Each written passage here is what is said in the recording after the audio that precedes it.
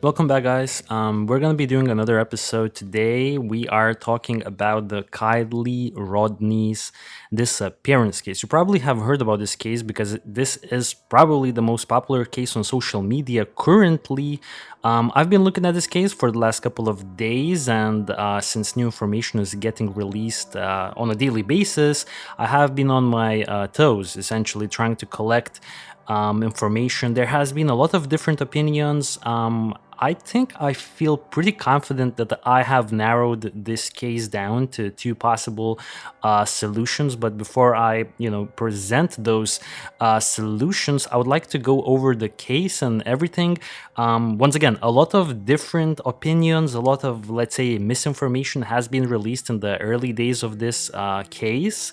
But we're gonna get into all of this and let's, I guess, begin the show. Okay, so let's talk a little bit about the missing person in this case, Kiely Rodni. She is 16 years of age and, she is currently missing. She's missing from the general Truckee area in northern California. Is the small town. It's more of a rural California location. It's a heavily wooded location. She was last seen on Saturday, August 6th. Of this year, and she was last reported seen around 12:30 a.m. in the evening. Now, her location where she was last seen was actually Prosser Family Campground in Truckee, California, and she was attending a end of high school kind of a party because it's August, and let's remember that a lot of kids are going to be going back to school soon. So there was this big party. Allegedly, up to 300 people attended this end of high school type of event. Once again, this location, the campground, is situated in the Tahoe National Forest, and this party itself, well, it stretched from Friday night on August 5th into the early hours of August 6th, which was Saturday. Kiely is 5'7" in height and she weighs around 115 pounds. She has blonde hair, hazel eyes, as well as a nose ring. She has a tattoo on her ribs of the number 17. Kiely also has numerous piercings, including a nose ring, an ear piercing as well, and a belly button piercing. She has scars on her left arm and near her wrist from a recent surgery. At the time of her disappearance, she was wearing a black spaghetti strap bodysuit, green Dickies pants with black garment belt and black Vans. She was also wearing 3 gold necklaces at the time of her disappearance. I'm not able to verify if that was real golden necklaces, but we will stop at the necklaces a little bit farther down into the podcast. Also, yesterday, I believe on August 15th, new information came out that she was actually spotted on a video that was recorded at the party, and at that video, she was wearing a white Odd Future hoodie. So she has been spotted with that hoodie at the party. Now, in the early days of the investigation, it was reported that she was in possession of a different hoodie, which is a dark gray Lana Del Rey themed hoodie that was borrowed from a friend. It had song lyrics on it, and the song lyrics were, "You don't want to be forgotten, you just want to disappear." Now, those song lyrics caught the attention of a lot of, people looking at the case from the outside, and this kind of suggested to some people that maybe she borrowed this hoodie with these lyrics as a potential, note to let people know, like, I'm gonna vanish, I'm gonna run away. I wanna emphasize, I highly believe she did not to intend to run away, and I would not focus on these particular lyrics too much as we delve deeper into this case. Also, a quick note, if you hear any background noises, they're literally like shoveling some shit right below my apartment, so just FYI, hopefully it will not be present in this audio recording too much. Let's move on. Now, the party that Kiely was attending, once again, up to 300 attendants, mostly high school kids and uni kids, college kids from the surrounding areas. I've seen people from Sacramento showing up. Well, at least it's been reported that way. I don't know. We don't know who exactly are these people. The only people that have been confirmed at this point to be at the party by law enforcement is basically just Kylie's close friends, who, we will talk about soon as well. But that's all we have right now. We also have people from Nevada coming in, and essentially this place, right, this Prosser campground, Prosser family campground, it's actually known for such arrangements. People go there to celebrate. However, this particular party was bigger than it was initially anticipated. More people showed up at this party than I think Kiely or her friends anticipated. I'm not really certain if they knew how many people would show up, but once again, we'll discuss, I think, this more in depth. Also, it's worth mentioning that Kiely graduated at 16 years of age with honors, according to her mother. This is, I have no way of proving this.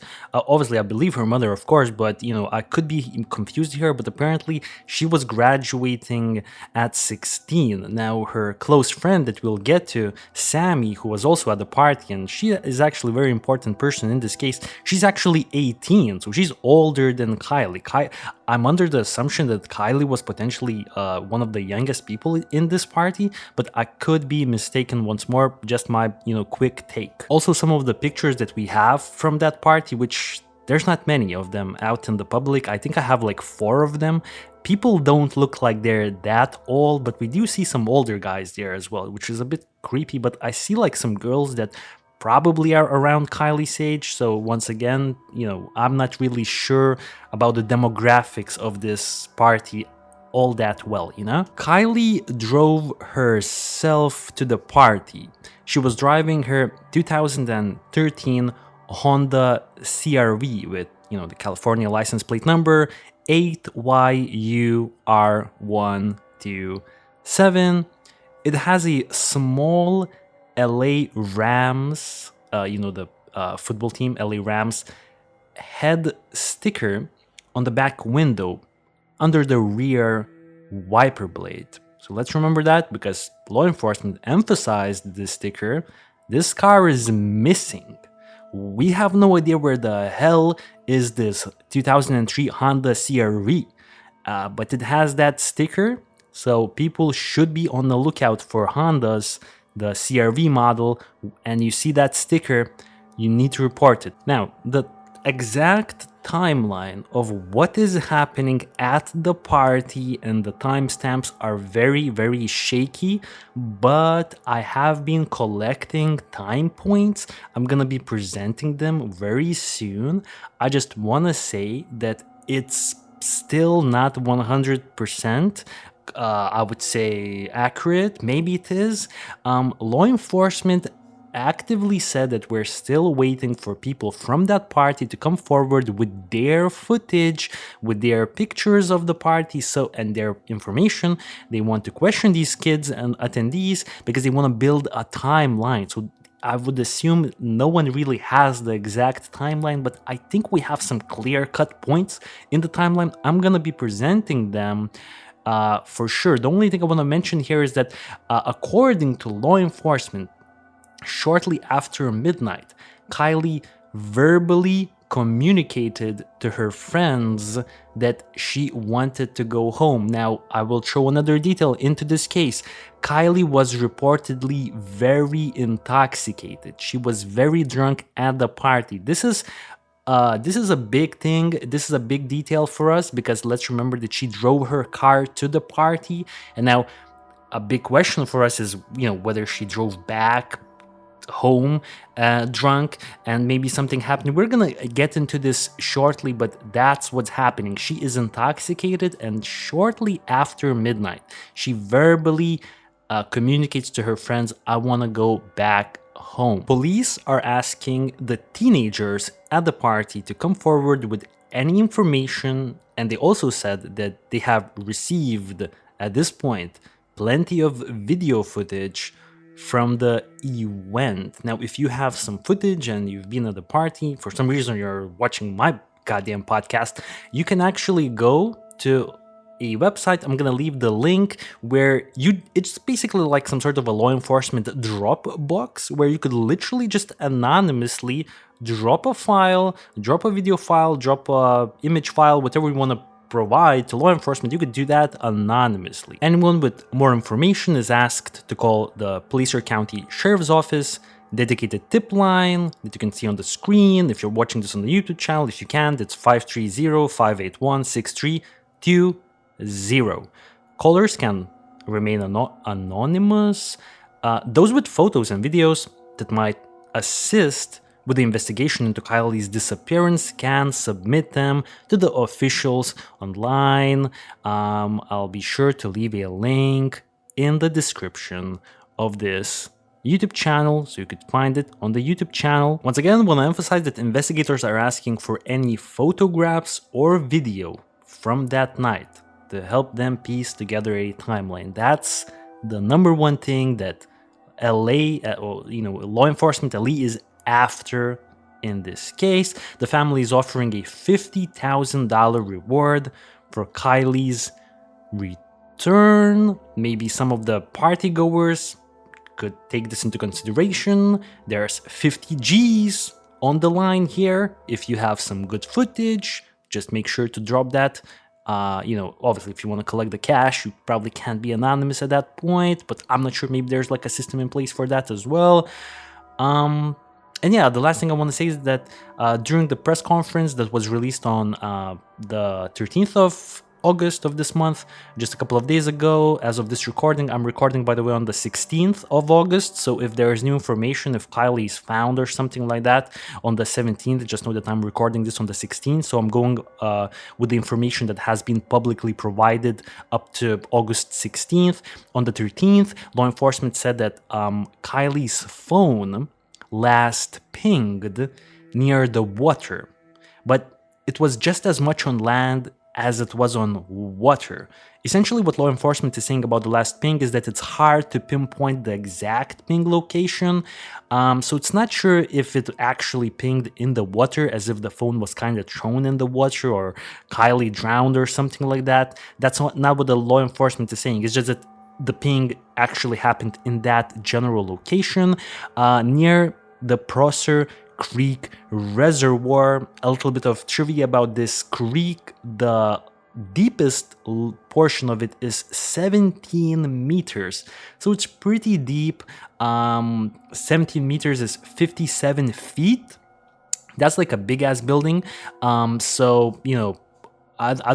not an expert on diving and searching for people or for cars, but to me, 17 meters, 57 feet sound like a lot of water, and like it's a hard thing to do. So anything is possible at this point. I'm under the assumption that anything is possible. Okay, so this is the general introduction into the case. Now I want to present to you guys the timeline that I've been trying to piece together for the last many days, maybe like 3 or 4 days, and it's been really hard to piece everything together because I will put it this way right now: I have not found a place online with all of the time points presented in a clear-cut manner. You can go to the Reddit, the dedicated Reddit page for Kiely's disappearance, but their timeline on that Reddit is also missing some information that I think is fairly relevant. So what I'm going to be presenting to you guys is basically that timeline with additional, to my belief, relevant time points in this case. So let's jump into the timeline. Okay, one day before the party, August 4th, Kiely and her friend Kate Kuno are making creme brulee Not sure exactly when. During the 4th of August, they are also visiting Reno, a town in Nevada. Nevada, like Truckee and the general campsite location is really close. It's basically in Northern California, and it's really close to the state lines with Nevada. And as you guys may know, Reno, a city in Nevada, is actually very close to the Northern Californian state line. So Kylie, and her friend, Kate Kuno, was spending time there. That's all I have for Thursday. Friday, August 5th. Now, let's begin the timeline on August 5th, sometime before 6:08 p.m. It's a weird timestamp, but that's all we got here, guys. Sometime before 6:08 p.m. in the evening, Kylie's hanging out with her best friend Meg, who we're gonna talk a little bit about soon.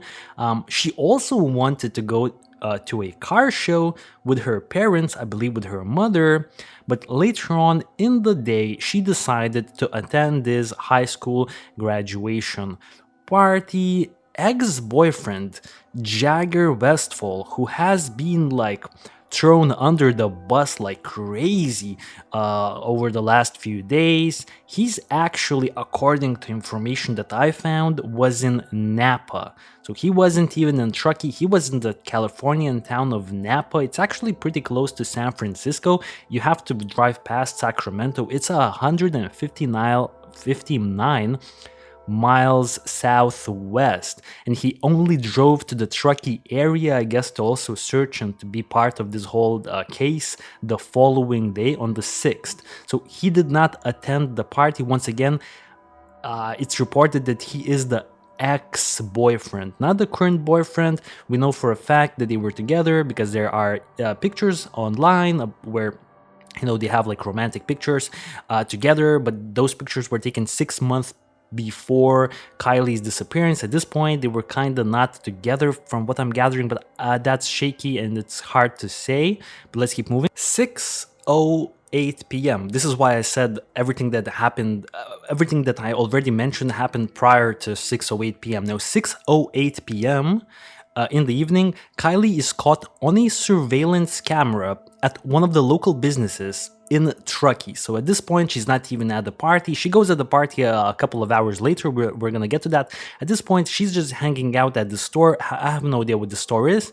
Didn't find this location. It's somewhere in Truckee. I'm not really sure who she is with. I would assume she is with her best friend Meg, because later on she will take Meg as well as herself to this party, but we'll get to that. So that's where we have that surveillance picture from, and this surveillance picture was actually the first picture that law enforcement released, and it's probably, law enforcement probably has more now visual assets of Kylie closer to her disappearance moment, but I would say that probably this picture that we have from the surveillance footage is probably the best description of how Kylie looked at that a time. And now, once again, this is happening maybe like 4 or 5, like 6 hours pre her disappearance. Let's move to the next time point, which is 9:45 p.m. So this is around close to like 4 hours later. In the evening, 9:45 p.m., Kylie arrives at the campsite party with that best friend Meg. Now, I know that Meg's boyfriend was also at the party. I'm not sure if Meg's boyfriend was also in Kylie's car or who was with Kylie, if it was just Meg or if there were more people in Kylie's Honda CR-V going to that party. I don't know this information.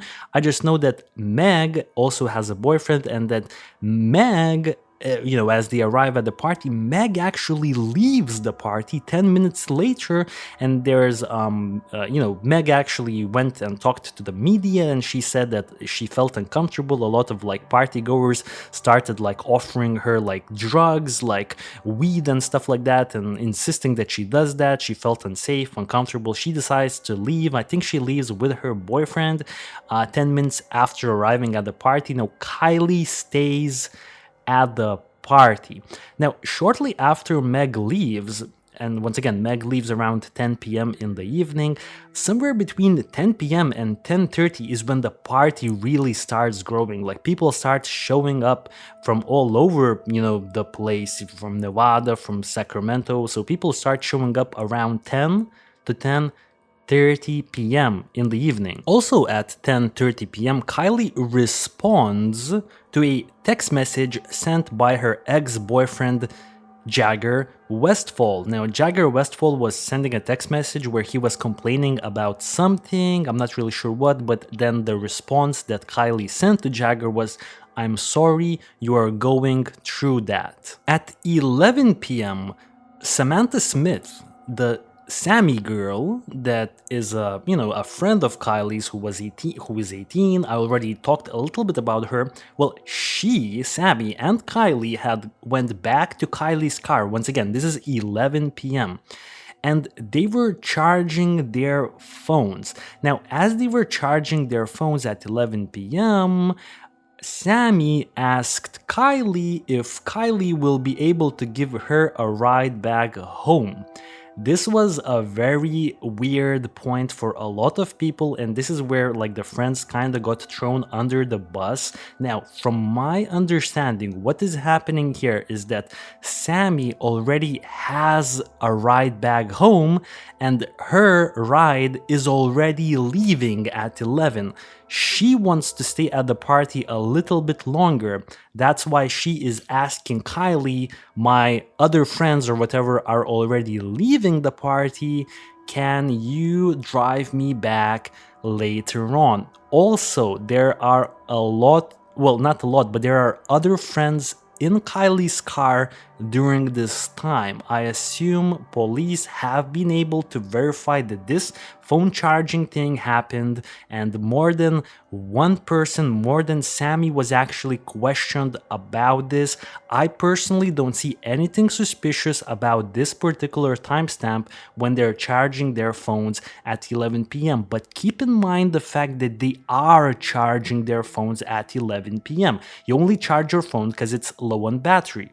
And this is gonna potentially play a big part further down the line. Let's keep going. 30 minutes later, 11:30 p.m., Kiely texts her mother and she says that she would be driving home in 45 minutes.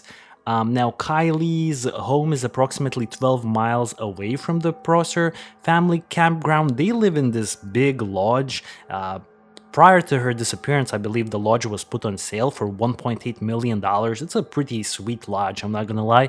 So they live in that lodge, right? And I believe what's happening here is that Kiely's mother has a curfew for Kiely. I believe the curfew is 11:30, something like that. So that's why Kiely texted at 11:30 to extend her curfew, and her mother agrees to extend her curfew for another 45 minutes. This would be up until 15 minutes past midnight. Let's move the timeline to the following day on Saturday. 12 a.m., this is already the beginning of Saturday, so 12 a.m. at night, this would be 15 minutes before her extended curfew ends, a person named Elsa Pekarek, who was at the party, saw Kiely. This is all we have here, that at 12 a.m. someone still sees Kiely. Also, wanna go back a little bit to that 11 p.m. phone charging time point. Apparently, soon after charging their phone, the two girls, or at least all of the people in Kiely's Honda CR-V, kinda split up a little bit for the party. They kinda agreed that Sammy will get a ride back home from Kiely, but they kinda split up. So this is at 12 a.m.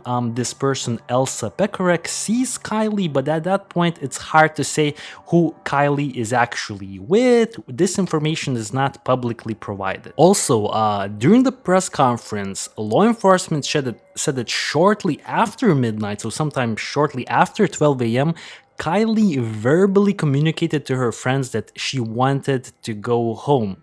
That's all I got here, but then I also know that at 12:25 a.m., so this is 10 minutes past the extended curfew for Kiely, let's keep that in mind, Kiely and Sammy say goodbye to each other in person. So let's remember that Kiely was supposed to give Sammy a drive back home, but at that point, Sammy said that she thought that Kiely is too intoxicated to give her that drive back, so she caught another drive with some other people and she said goodbye and she went back home. Sammy says that she was under the assumption that Kiely will definitely not drive back.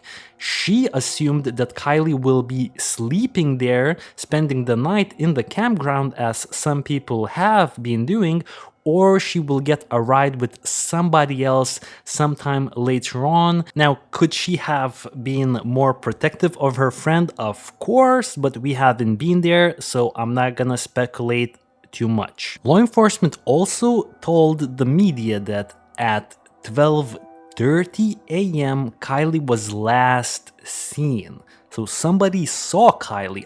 We don't know who, but someone saw Kiely at 12:30 a.m. That's the last person to see Kiely. Okay, so the next two timeline points are a little bit confusing. So 3 minutes later at 12:33 a.m., this is when law enforcement said that this is the last time Kiely's phone was on.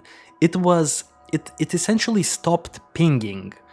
I tried to find out what this means, and I'm still not sure what exactly does this mean. Does this mean that someone turned off Kiely's phone? Does this mean that Kiely's phone ran out of battery?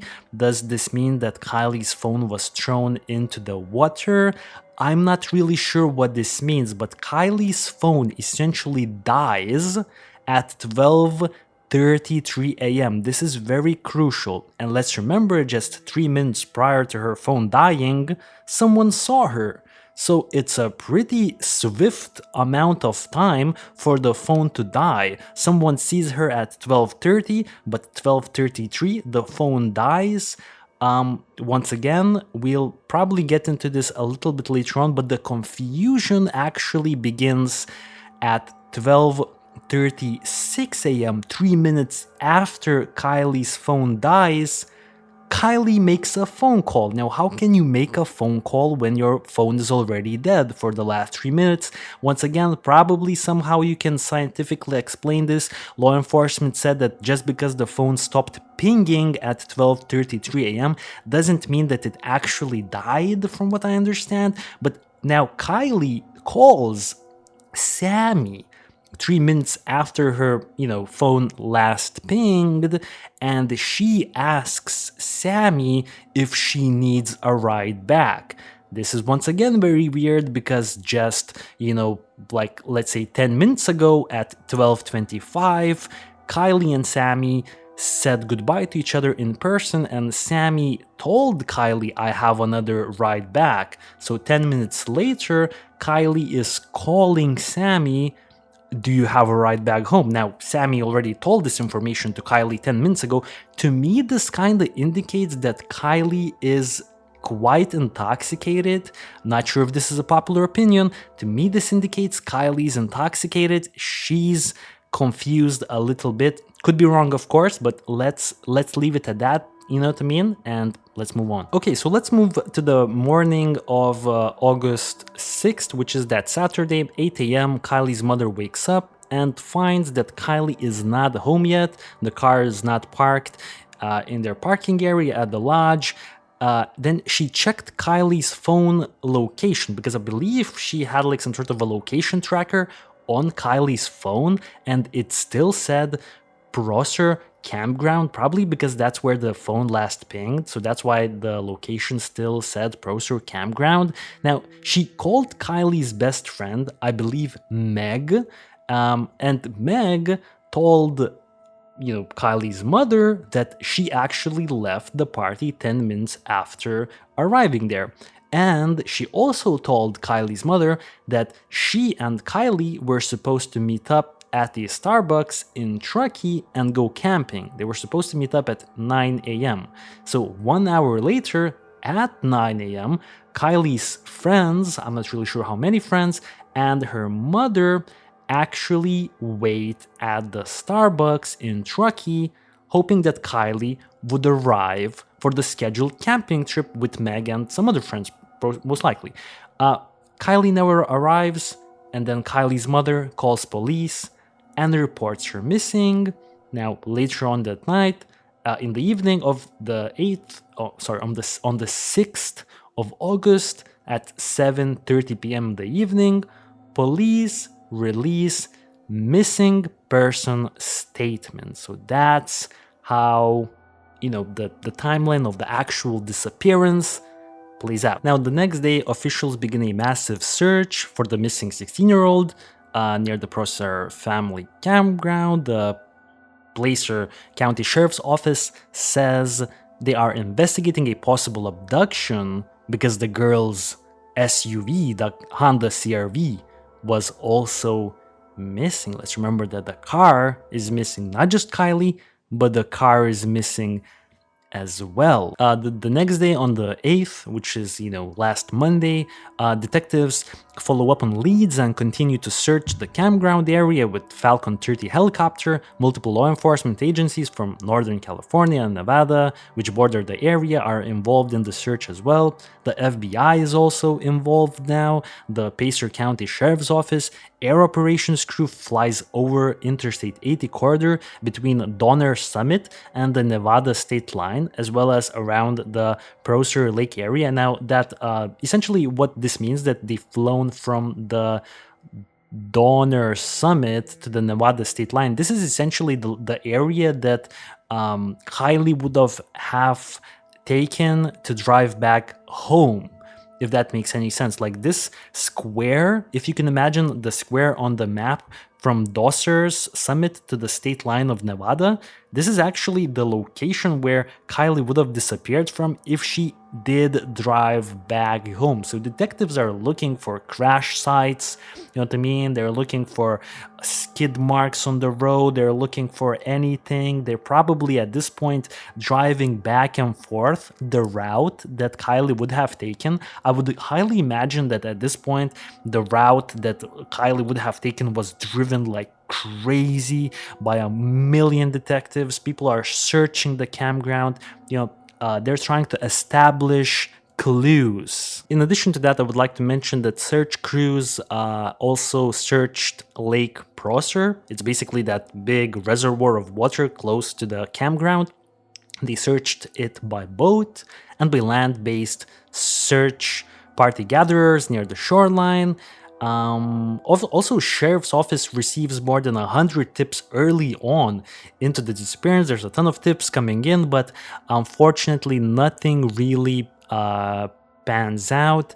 And up to this point, I guess we'll jump to some more details and we'll discuss what has happened in the last week of this disappearance and look at some other interesting visual assets and some details that I've curated for us to review. Maybe they will spark some interest for you guys, or maybe you'll have like something, maybe you'll see something that we can't see. So stay tuned for the second part of this podcast, and let's move. Okay, and before we jump to those details, I kind of want to compress the information that I already provided in the timeline portion, because I know for people who are listening to this case for the very first time, it's very confusing. So what we have here is that Kiely drives her Honda CRV to the party at 9:45 p.m. Now, the party consists of 300 partygoers, mostly high school kids and college kids from the surrounding area. Kiely texts her mom at 11:30 and extends her curfew until 12:15 a.m. Now, at 12:25 a.m., Kiely and Sammy say goodbye to each other in person. 10 minutes later, Kiely calls Sammy and asks again, "Do you need a ride back home?" Sammy says, "No, I don't. Have a good, be safe, yada yada." They hang up. The next morning, Kiely doesn't show up back home, and law enforcement is called. That's essentially the simplified version of events. Really quickly, let's look at the map and the areas that may be interesting for us. Now, this is where the general events are happening. This is Northern California, as you can see, guys. Now let's zoom into the Prosser Prosser Family Campground. This is the campground. Now, the campground essentially, well, the events are happening in this strip of land from what I'm gathering. This is the campground right here. As we can see a little bit north from it, we have the Prosser Creek Reservoir. This thing has been searched by law enforcement. If we would zoom a little out, we can see more bodies of water. This is the Boca Reservoir, another body of water that has been searched by law enforcement. Once again, when I say searched, I don't think it means that it's proven that Kiely is not in these bodies of water. We have the Stampede Reservoir, another massive body of water, bigger than both of the previous bodies of water combined. If you can see the mass, the sheer mass of this reservoir, it's also been looked into or searched, but I don't think we can say for certain that these bodies of water have been for sure ruled out. There unfortunately are no Google Street View available from this area. I think we might have a few pictures. We're just gonna jump to one of them in the campground. This is, just someone taking a picture at the campground. So this is generally how the location looks, as we can see now on the YouTube channel. Essentially, for everyone who's listening to this, it's basically this wooded area with tables like spread across the wooded area, and we can see the parking location. I feel like the parking in this case is very important, a very important detail. Let's see if we can see some more people's images that have been taken. I think we haven't seen this one. If I could somehow get to it, let's take a look at another location. Once again, we have some information about settlers, and yeah, this is the general feel of the location at the campground. Let's zoom a little bit out of this area. If we would just go a little bit south, we will find the town of Truckee. Now let's remember that at 6 p.m. Kiely is captured on surveillance footage. She's hanging out at Truckee. Now, I want to jump to this location right here. This is Lost Trail Lodge. This is where Kiely and her family live. I assume they're the owners. We have some bodies of water. Actually, let me just whip this out right now for you guys. See, this is the Street View. Sorry, this is Google Earth, but it's the like the application that you download on your computer. It's not the online thing. As you can see, this area has water, and I'll talk a little bit about this area soon. Let's jump to the general map locations, though. A few other interesting locations is this particular body of water, because this body of water is another body of water that Kiely would have had to driven past if she was going back home. I want to also mention that Donner Lake, this big lake, has also been searched by law enforcement. As you can see, this is the Donner Pass right here. If you can quickly check on the map, this is the Donner Pass, and I've already talked a little bit about the Donner Pass, if you guys can remember, and helicopters essentially combed this location up to the state lines with Nevada.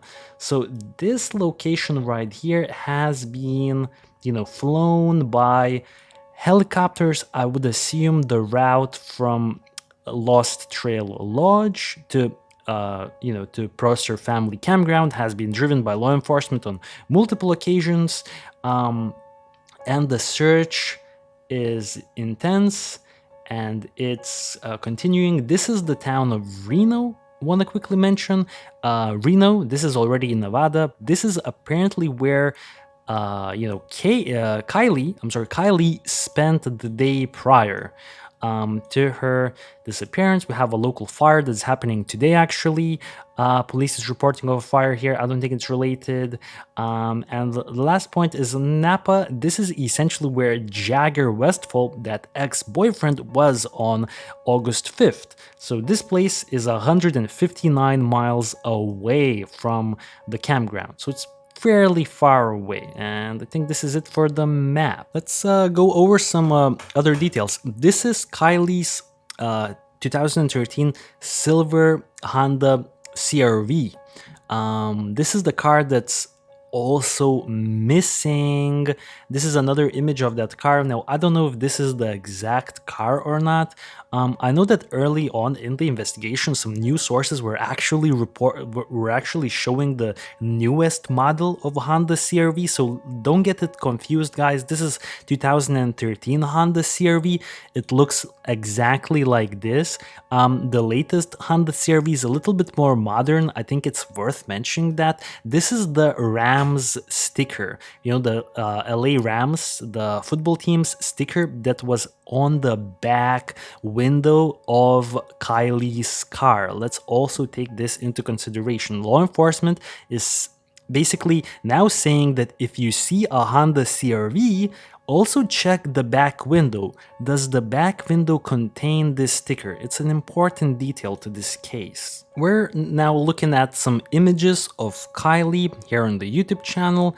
As you can see, she has a nose ring, some more images of Kylie. I just want to say that Kylie has quite a bit of images of her, which is really good for us.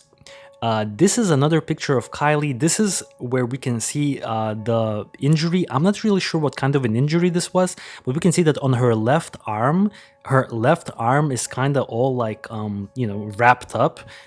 It has been under surgery, and apparently she has scars. This is that surveillance image that was captured at 6:08 p.m. in Truckee. It looks to me like some sort of a clothing store, because I can see glasses right here for sale. I can see some t-shirts. Maybe she was just shopping with her friends at that point. Okay, this is the infamous, well, not infamous, this is the dark hoodie that law enforcement earlier on spoke about.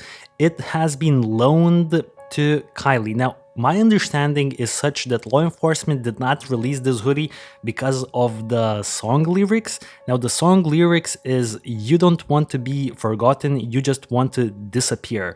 I don't think this is why law enforcement shared this hoodie. They shared this hoodie because Kylie was in possession of this hoodie. It's unknown if she had this hoodie at the party or not, but she was in possession of this hoodie. So people, law enforcement is asking for the public to keep an eye on this hoodie. If you can see someone wearing this, please probably report it.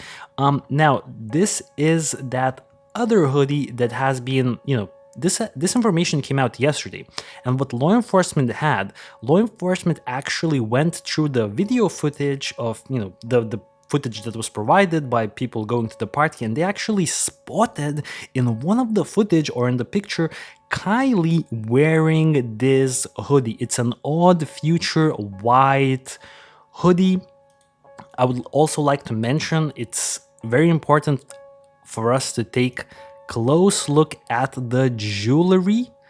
Kylie is wearing 3 golden necklaces. I have no idea if they're actually golden or not, but why this is important is because, we can see that she's definitely wearing it a lot, and there's multiple pictures where she's wearing these necklaces. I believe she was definitely wearing them at the time of her disappearance. Let's quickly listen in to law enforcement, where they specifically said to us to take a look. Some people found this detail very mysterious. Let's look, guys. I'd like to now direct everybody's attention back to that board.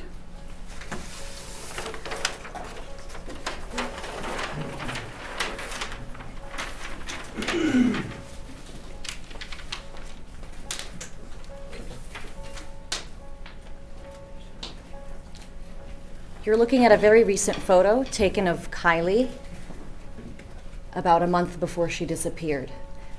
We want you to pay attention to her jewelry.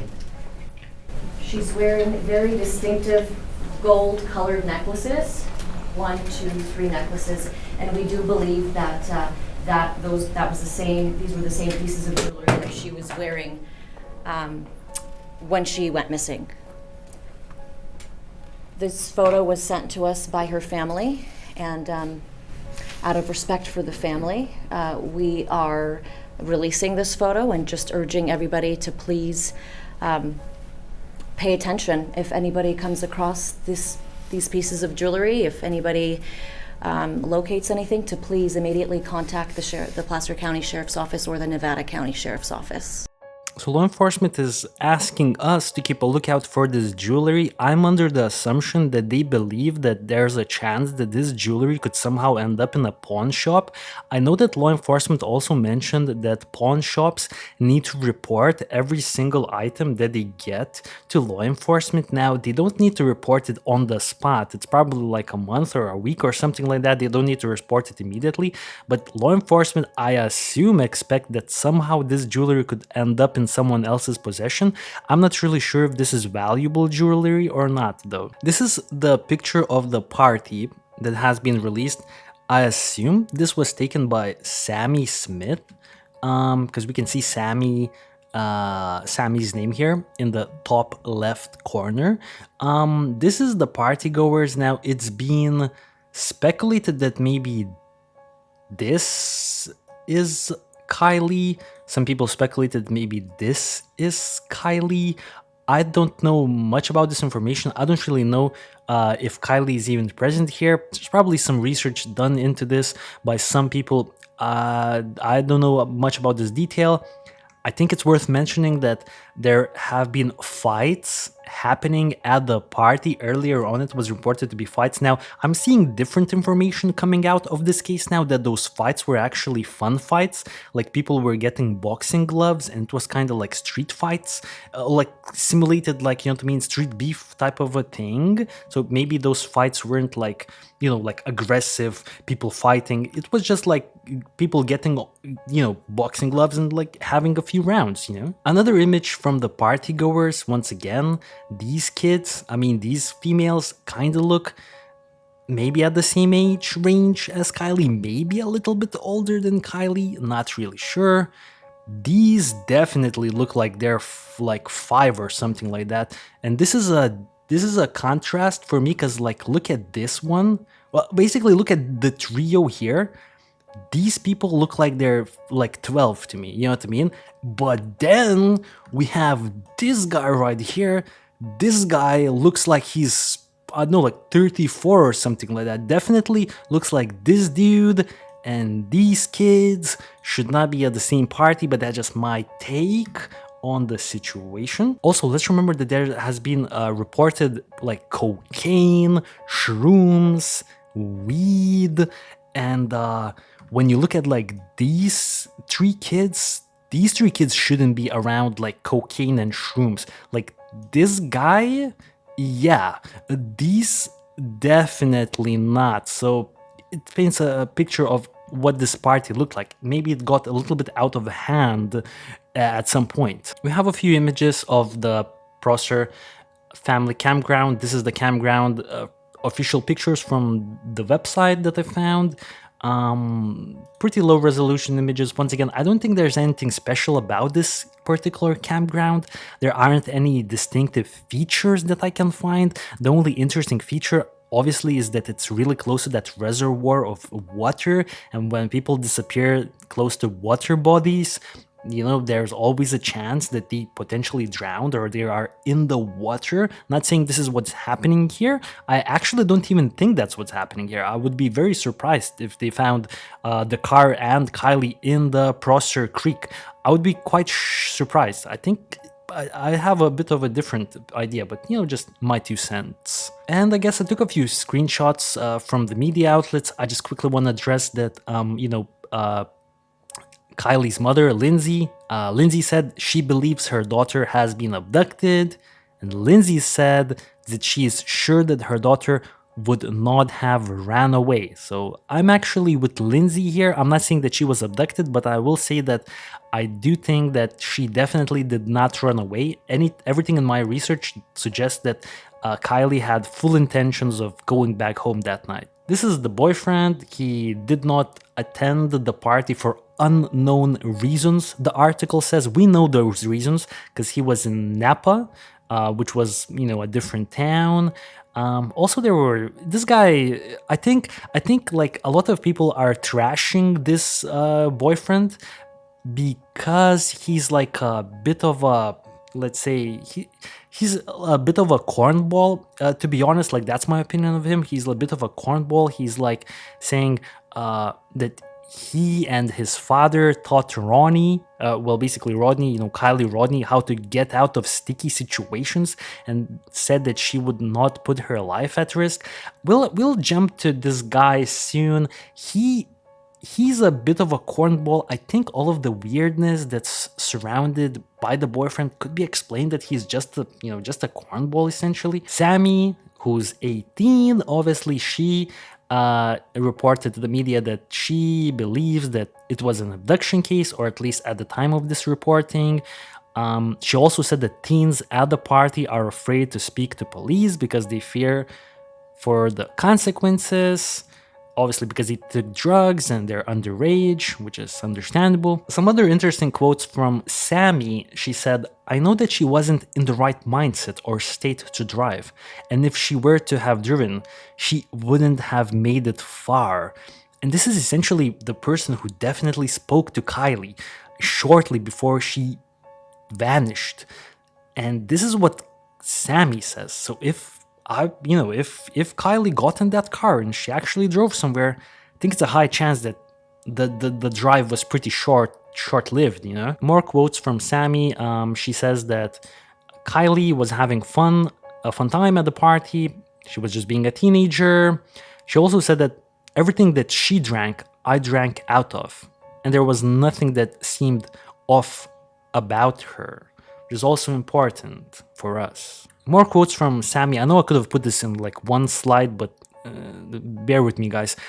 Sammy says, "We have been close friends since before, so we ended up meeting up with each other, sort of screaming to each other hi. For the rest of the party, we pretty much stuck to each other." Now, people online are trashing Sammy because Sammy doesn't follow Kiely's Instagram, and Kiely doesn't follow her on Instagram. And so my understanding is that Kiely and Sammy weren't super close. They were friends, they were kind of acquaintances, and they were at this party. They haven't seen each other for a while, maybe, and they kind of kicked it off. But they weren't like daily base best friends, you know what I mean? That's my assumption. That sure, I don't find this at all suspicious that you don't follow someone on Instagram. If you don't follow acquaintances on Instagram, I mean, also, I'm not good with like this teenage shit, to be honest. So I don't know. Maybe there's something here. All right. So this is another thing that I wanted to address about the pings, and I found law enforcement's comments on the phone situation. And for me, the interesting detail was that law enforcement said just because it was last pinged there doesn't mean that that's where the phone stopped pinging. Basically meaning that for some reason the phone did not provide any more ping signals to the service provider, but maybe it was pinging, but the service provider didn't catch those pings. Maybe that's what's happening. Now, this would kind of make a lot more sense to me, because let's remember that at 30 past midnight, someone sees Kiely, and then only 3 minutes later someone abducts her and throws her phone somewhere. I mean, sure, very plausible, but at the same time, I think personally it's more likely that the phone still was pinging, at least for some time, because she called, she managed to call Kiely somehow. I think that the ping was, I don't think the phone died right there on the spot at like 33 past midnight. That's my opinion, is that the phone probably didn't completely die like 33 past midnight. This is the confusion. that I've mentioned earlier. As you can see from the screenshot, 12:33 a.m. That was the last time Kylie's phone was on. And then 3 minutes later, Kylie called Sammy. So how can you call with a dead phone? Probably because the phone is not dead. It's not, the pings are not getting captured, but the phone is not dead. That's my assumption. We have a screenshot. This is basically, I guess, proof that boyfriend Jagger Westfall and Kylie were together. This is happening on August 2021, so this is actually a year prior to her disappearance. They were definitely together, and this is where Jagger Westfeld is. This is where we unravel that he's a bit of a goofball, in my opinion. He's a goofy, you know what I mean? Because this is what people were like really weirded out. So as you can see, guys, from this screenshot, this is Jagger's account. I don't know, this is maybe Instagram, and he said, well, basically, this is a post. Okay, so let me make this clear. This is a post made by Jagger, and it says, if anyone has seen Kiely Rodni or her silver car in Reno or Tahoe, call me, or something like that. Like call him. Like he's saying, "Yo, call me. I'm the guy to call," right? And then someone in the comments was like, "Call Placer County sheriffs, not the number." So basically, don't call Jagger. Call law enforcement. And then Jagger is like, "Me or the sheriff. We are all working in the same thing, and the sheriff would like me to filter through any info I can before it gets to them." What? So yeah, I will chalk it up as him just being a bit of a goofball. Obviously, this is not logical. Law enforcement does not want this, 16-year-old, 17-year-old photographer to like sift through tips. That's definitely not what's happening here. And then someone asked about this particular incident. Basically, someone asked law enforcement online via Facebook, and they asked, the kids are involved. Can you verify Jagger's comments that the sheriff wants him to filter information? Him to filter information. Yeah, Jagger. Let's leave this to Jagger. Let's leave this to Jagger before it goes to the police. These kids are hiding something, and that should be addressed.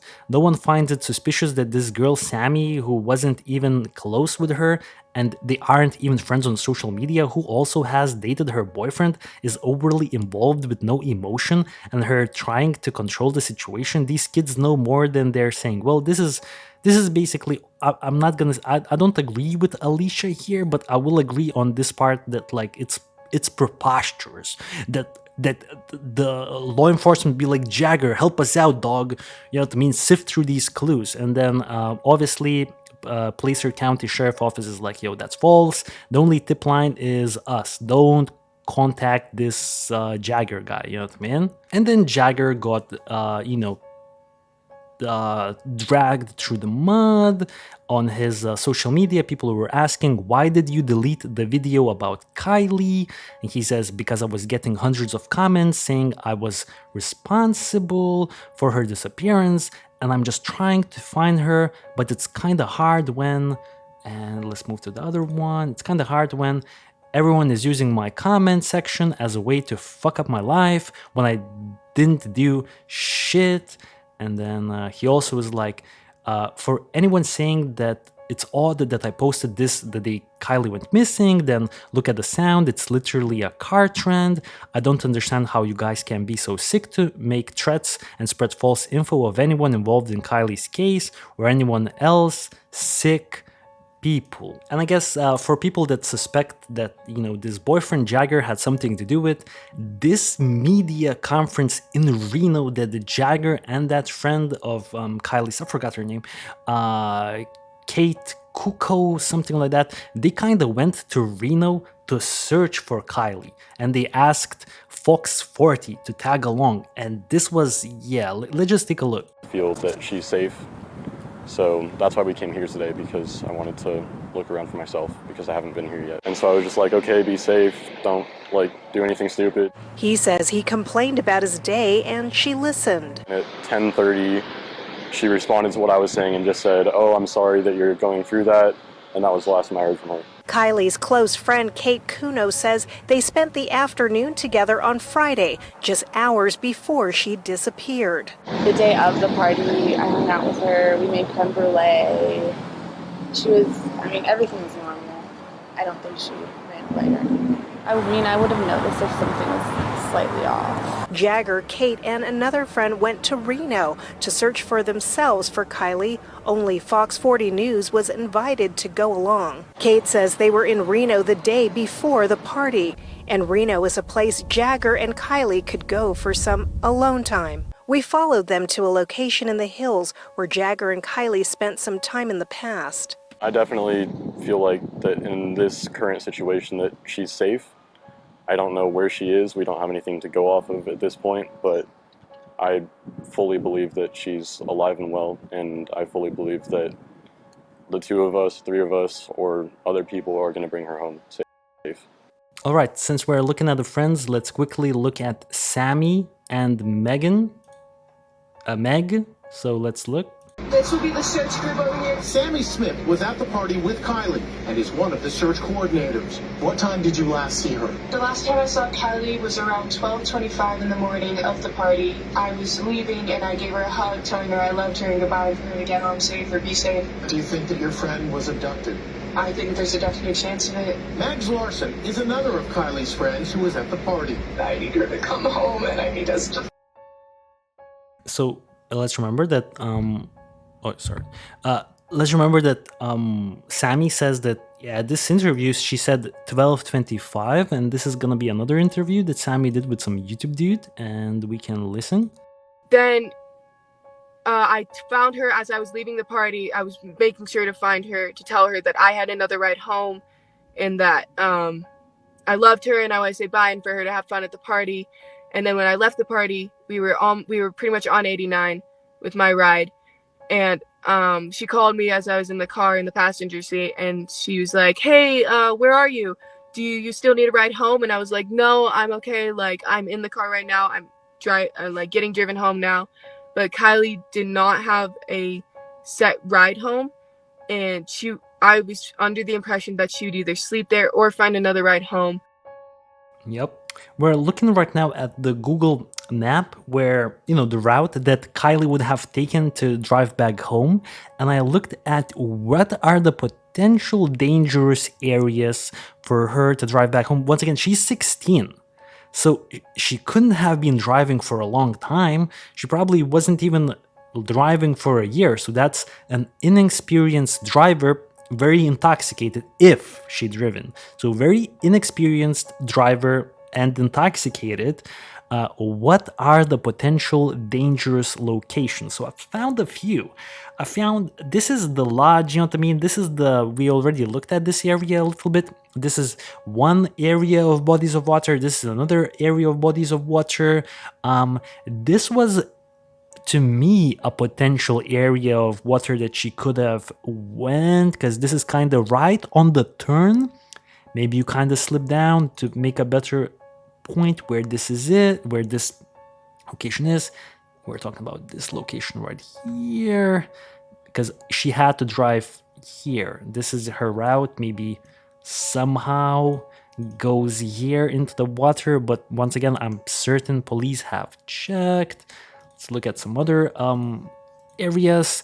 This is that location close to this is that water body close to her home, and I found this particularly interesting because let me whip out this thing. We're now jumping on the Google Earth application, and this is a better way of looking because we can maybe check the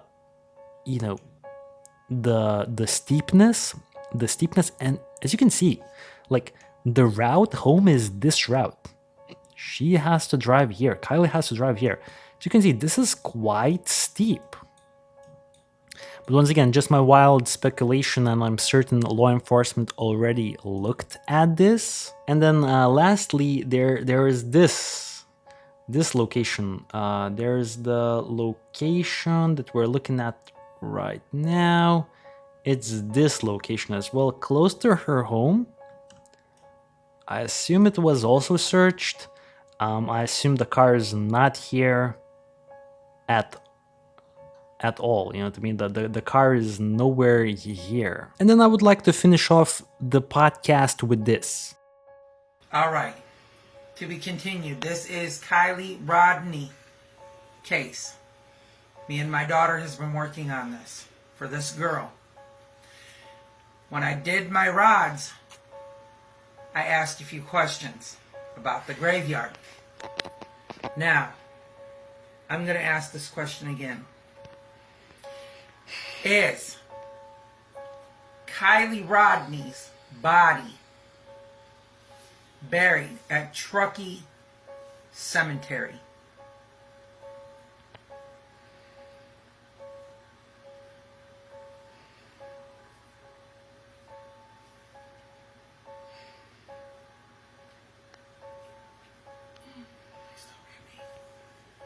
Please do not hit me. Okay, now. That is Rods. That was very fast. Alright, put your legs straight. It went Close your legs. Please don't hit me no more. Close your legs. Is Truckee Cemetery, is this exactly where Kiely Rodni buried at?